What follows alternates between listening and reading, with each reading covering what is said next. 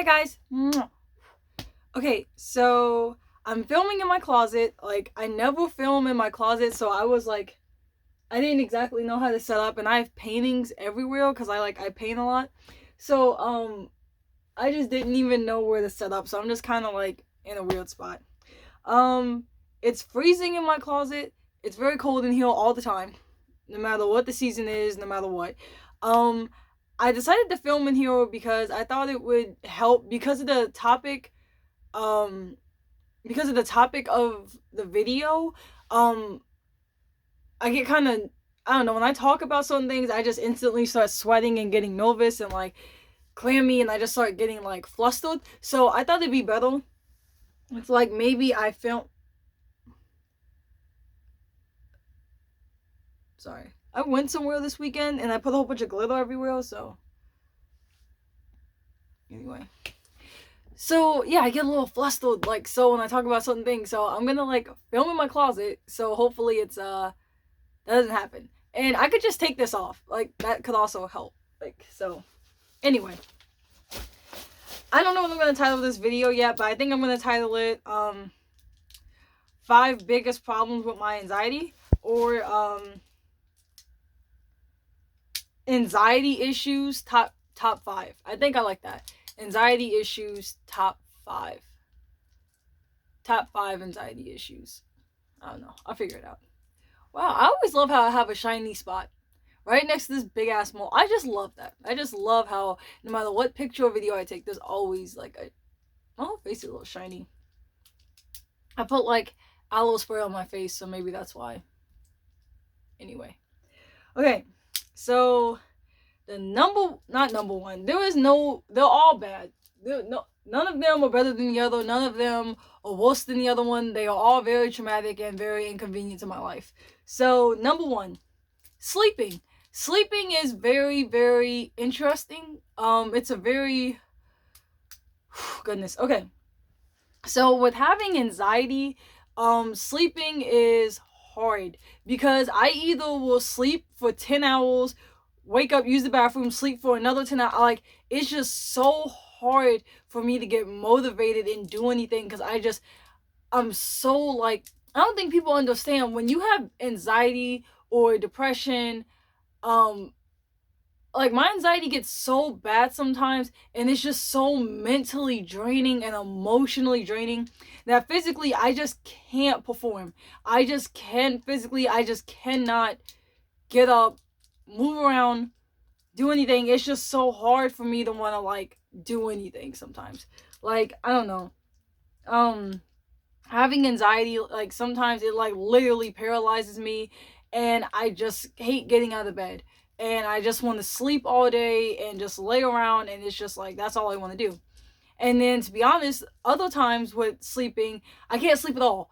I can take, literally I'll take a Benadryl, I'll take a handful of melatonin, I'll drink a whole bunch of alcohol on it. I'll go for a run and then come home and sleep, take a whole bunch of sleeping pills.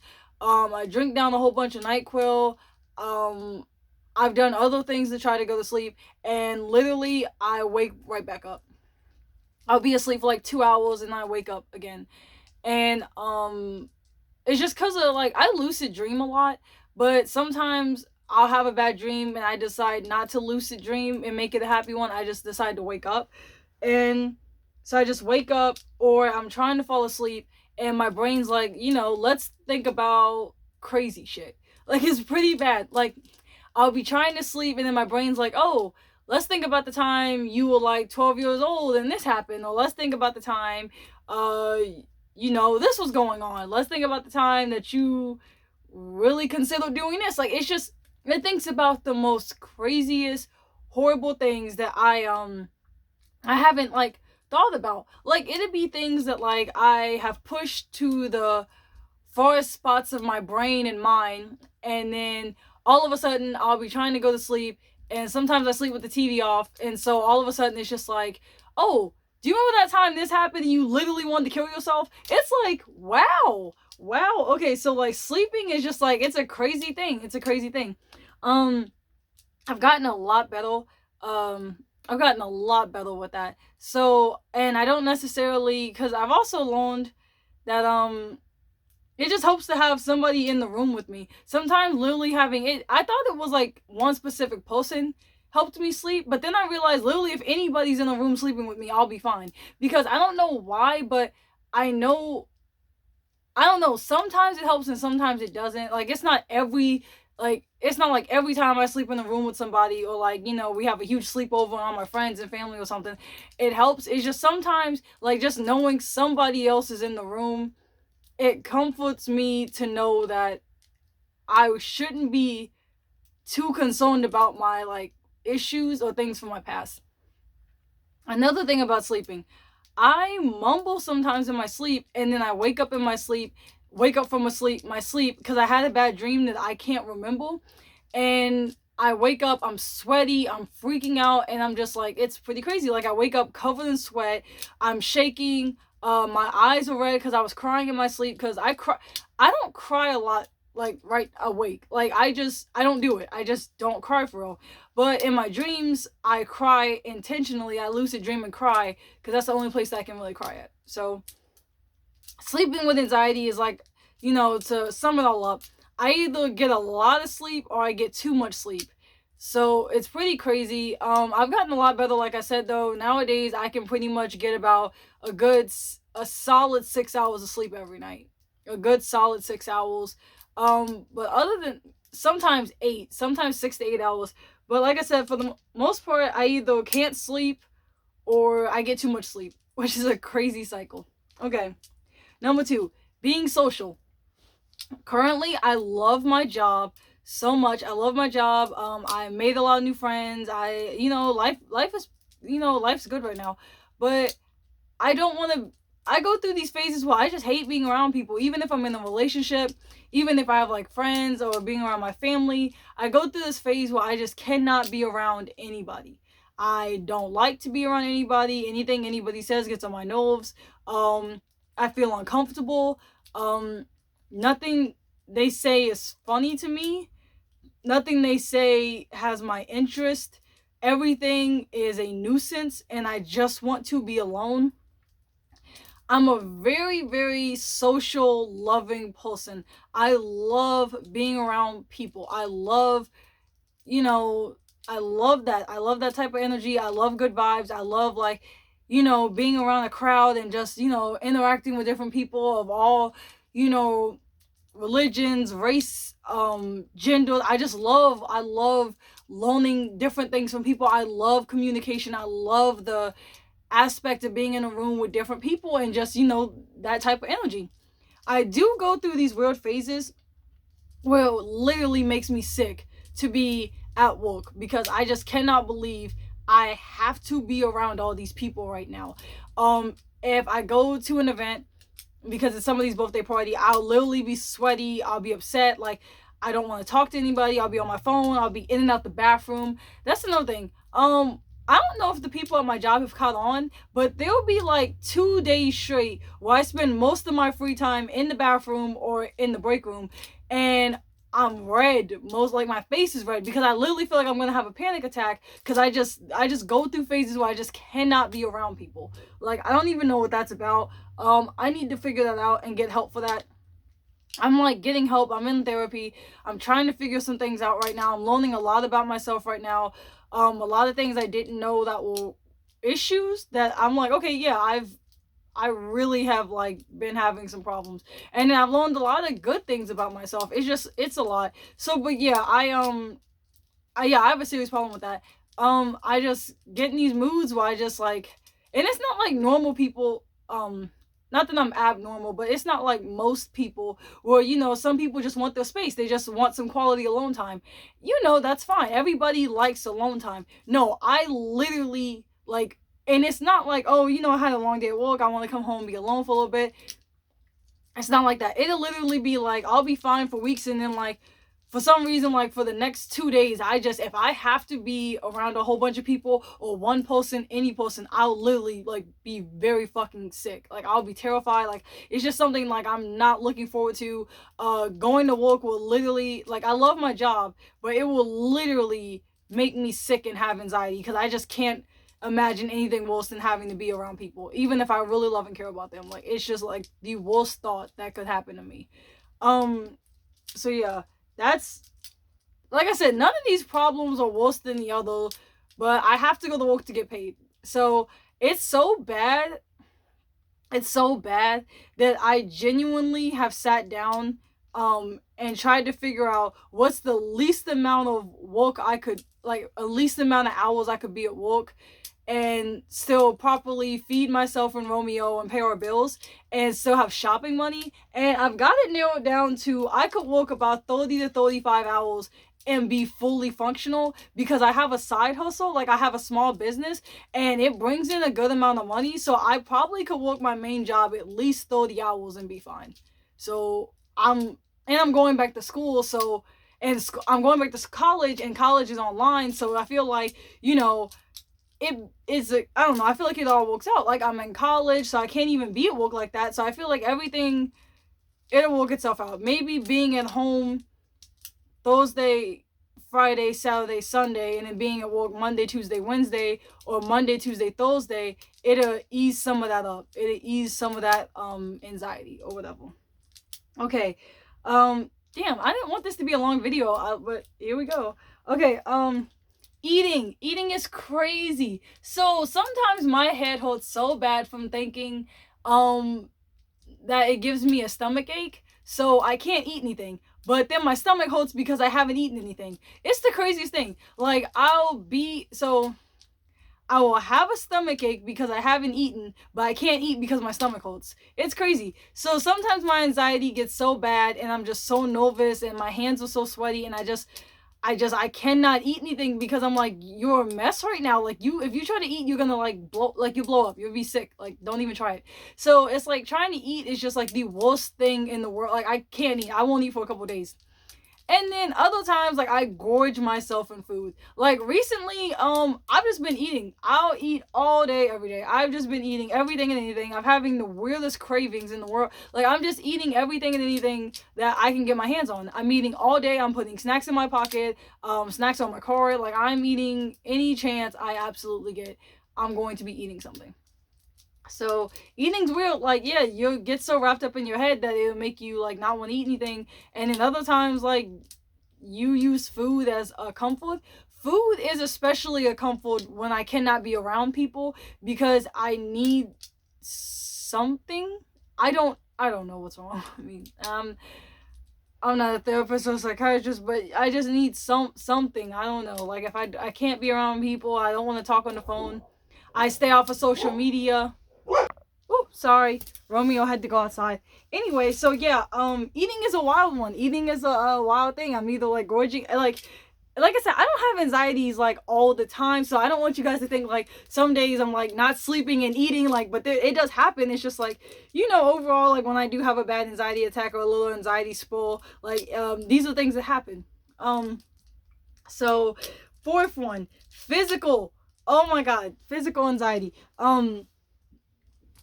If somebody, I dated this one person, I won't say if it's a guy or girl. I dated this one person and they knew I had very bad anxiety at the time, especially. And so they would text me and they'd be like, hey, I need to talk to you. And I'd be like, okay, what do you want to talk about? No, I'm not going to tell you. I'll tell you when I see your face. I'm like, okay, but we're not hanging out for like a week. So what do you mean? Can you just tell me now? No, but it's really crazy and it's really important and you're not gonna believe this, and it's so crazy, like, oh my God, like, you're gonna be so upset and da da da. And then so immediately, as soon as like I get those type of messages or people say certain things to me, I immediately start sweating. My whole body starts shaking. I feel like I'm gonna throw up, or I throw up. I get a headache. I get red in the face. Like, it's immediate. It's immediate bullshit that happens. So my stomach starts cramping. I've gotten diarrhea from it before. I've thrown up before. Like, it's just, I got a nosebleed. Like, it's just immediate fucking panic. I see this person and then they're like, oh, it was nothing, or I forgot, or they tell me and it was just some silly shit, and they're like, yeah, I thought you would have been upset, and they know I would. So people have used my anxiety against me. They've used it definitely against me. They've used the way that my body immediately reacts and panics against me. And I actually was really glad when we stopped hanging out, me and this person. We never dated. I don't know why I said ex or whatever I said. Someone I was just talking to. I was very happy when we stopped talking because that was very traumatic. And to always say like I care about you and I, want the best for you, but to use my and physical anxiety issues against me all the time, it was like I don't know. It was very problematic. And but yeah, so certain things like just for instance, like certain things like will trigger me to have like just I don't know. So I don't know, like if I hear the word like sexual assault or if I have to spend the night in a hotel room, and I don't know if this is I guess it's anxiety and childhood trauma, but like certain things like if, staying in a hotel room for a night or two or a weekend or like sexual assault, like when those type of topics come up, I immediately shut down.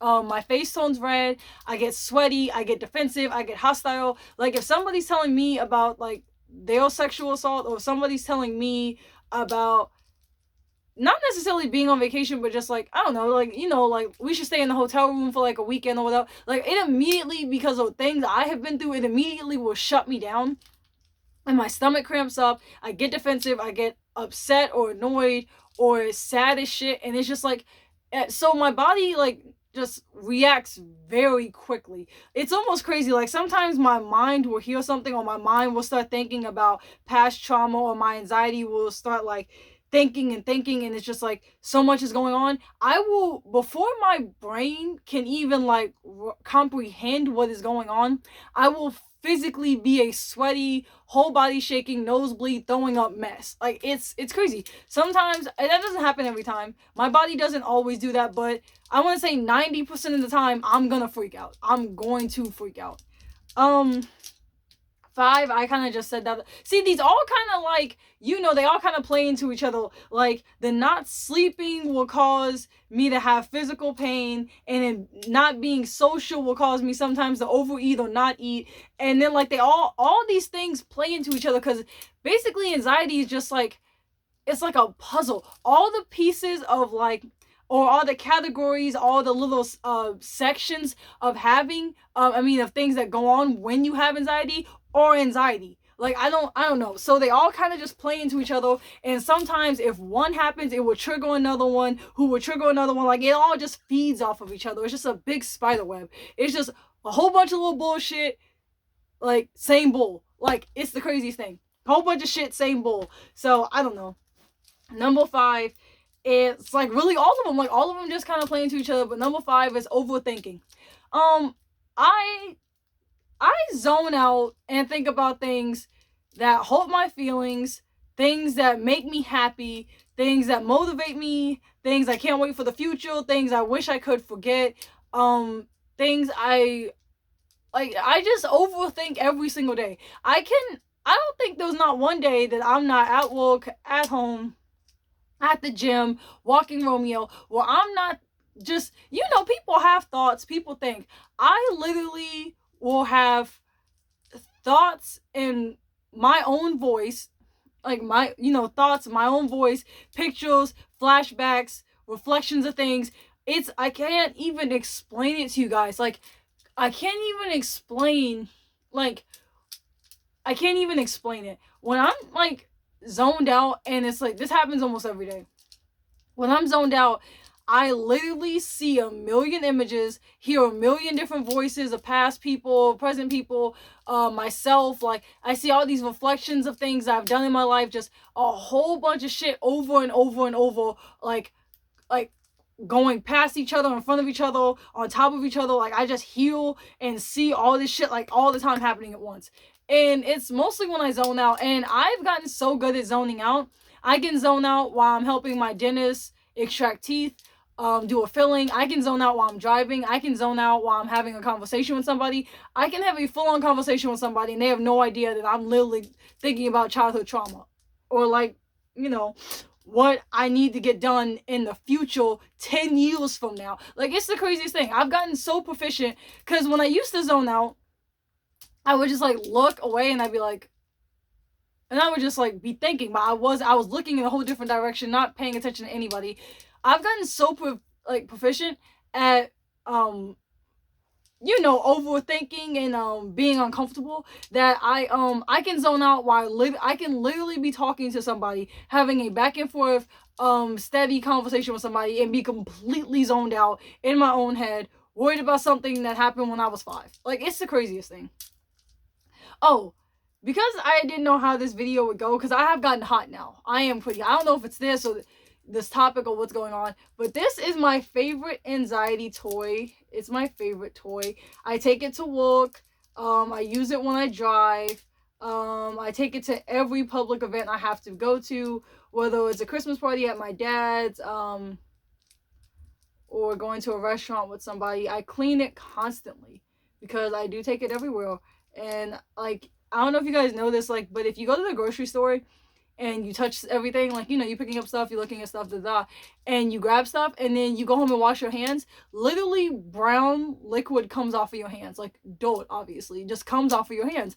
So I don't know how often, because I don't know how often people know that, like, when you're touching all this stuff and you go home and wash your hands, it's like a yellow or brown substance that comes off of my hands when I go to grocery stores and stuff. So I try to wear gloves, but if I can't, I immediately, hand sanitizer doesn't do it. I have used hand sanitizer while in the store touching stuff, and then used it right before I got in my car and touched the steering wheel.